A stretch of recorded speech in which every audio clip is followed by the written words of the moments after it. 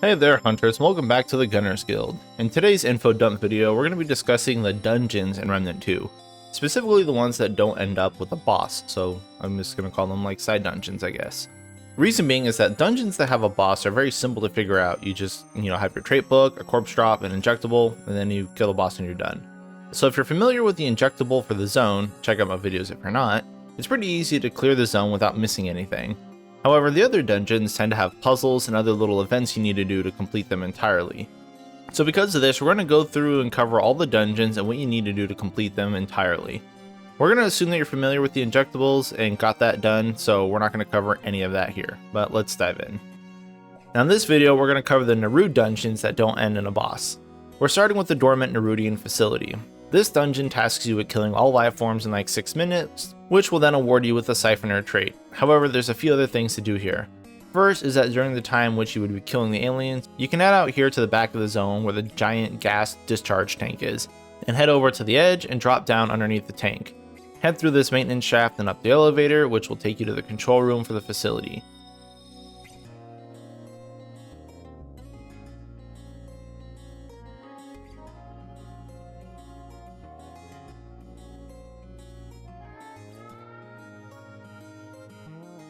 Here you can pick up a key as well as use the terminal to discharge the gas, killing all the enemies instantly. Doing this will spawn an aberration which will award you with the failsafe mutator. Hooray! Now if you happen to be doing this in co-op, any players left out in the gas and killed during the event will also obtain the resonance trait for some reason. Now you can only do this thing once per reroll, so you're going to have to do this a few times to get the trait for you and all your friends. You also can't leave the control room or re-enter the main zone area after you gas the place, so make sure you picked up your purple drop before you do this. Sorry if I didn't warn you early enough. Anyway, once you're done here, you can leave the dungeon and then walk back into the beginning of the zone, where you can use the key you've obtained to open the door and then grab the toxic release valve, as well as the memory core quest item that is used under the custodian to obtain the core booster and the pulse rifle. And that's all for the Nerudian facility. Moving on, we have Tower of the Unseen. This is a simple dungeon until you get to the end checkpoint, where you have a little puzzle to solve. This puzzle consists of doors that need a power source to open, and you only have one power source, so you're going to need to keep moving between these receptacles and opening shortcuts to backtrack, and it's 2 step forwards, 1 step back the entire time. You can follow me and simply watch as we go through this area.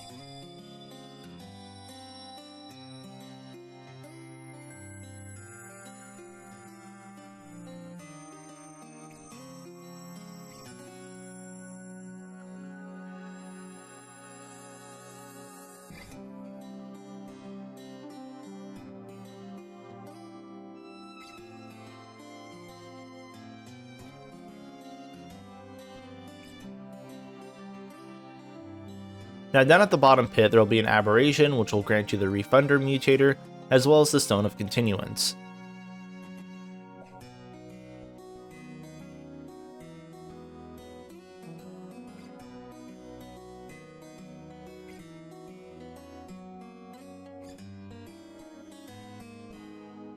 Open up the doors in the elevators and head back up.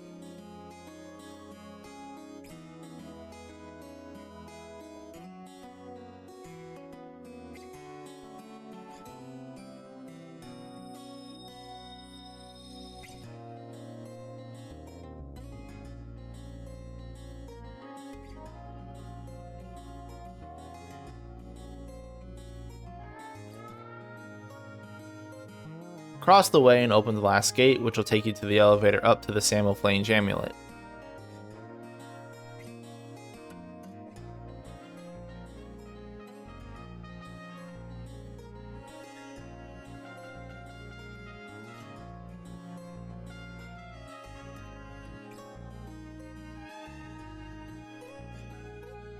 Then head back to the middle level where the elevator will take you up and down by this big statue.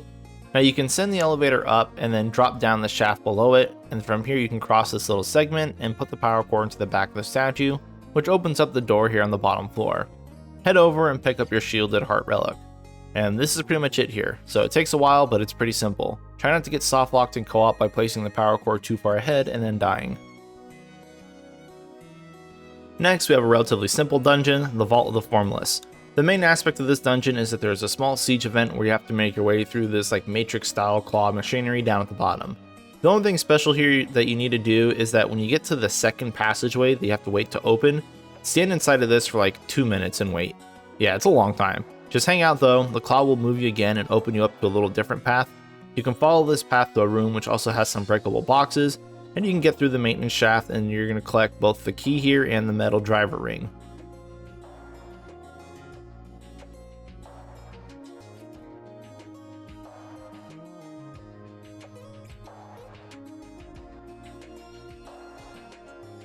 You can now head out and finish up this event, which will grant you the fitness trait.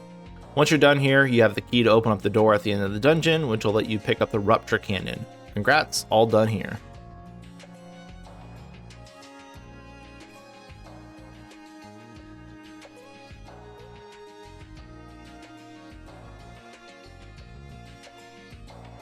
Another short dungeon next is the Terminus Station.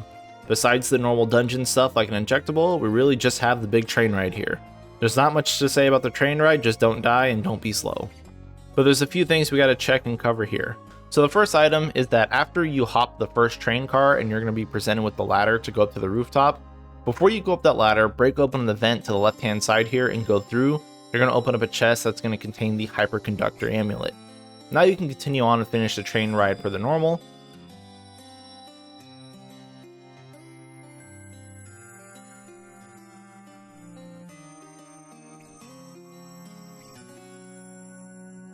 And at the end of the train ride, you're going to need to wrap around these cables and then crouch through here and climb up the ladder. This will take you around to above the train where you can jump down and land in the front control center of the train, where you can then pick up the Atom Smasher weapon as well as the memory core. And that's going to be placed under the Custodian to get the core booster and the pulse rifle. That's all for the Terminus Station though. Next dungeon is the Void Vessel Facility. And again, not a lot going on here. This dungeon is pretty straightforward and we're really just going to make our way all the way to the end as fast as possible. When you're in the last general area, you're going to have these series of pods that need to be opened. One will contain a key, one will have the tightly wound coil ring,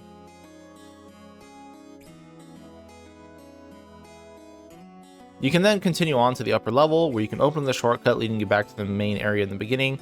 And then you can run over to the door that was locked here and use the key that you just found to open up and get your Space Worker armor.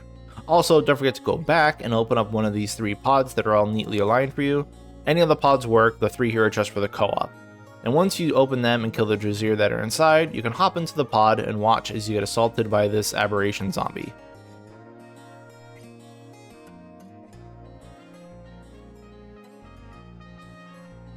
Get out of your trash bin, kill the aberration, and claim your transference mutator, and then you can get out of here. Now you're all done.